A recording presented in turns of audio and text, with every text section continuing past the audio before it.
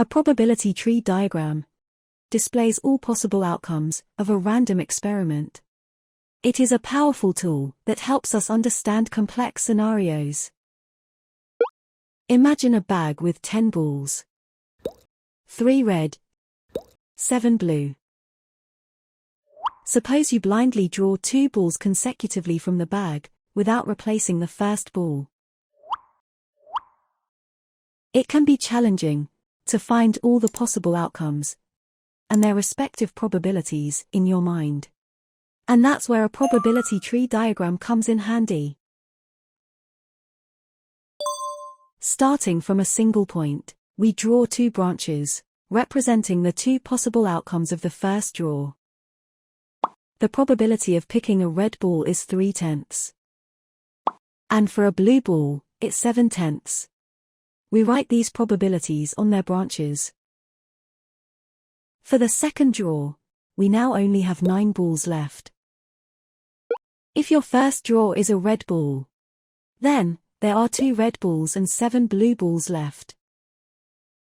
Now if you draw the second ball, the probability of getting red is 2/9.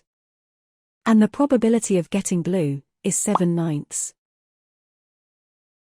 Similarly, if your first draw is a blue ball, then there are 3 red balls and 6 blue balls left. Now if you draw the second ball, the probability of getting red is 3/9. And the probability of getting blue is 6/9. As you see, there are 4 possible outcomes: red-red, red-blue, blue-red, and blue-blue. To find the probability of each outcome, you simply need to multiply all probabilities along their branches. For example, the probability of picking 2 red balls is 3/10 times 2/9, which equals 1/15.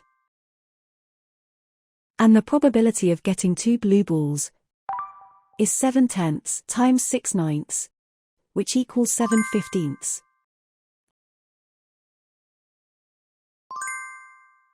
A little tip for checking: the total probabilities of all possible outcomes must be 1. Now, what is the probability of drawing 2 balls of the same color?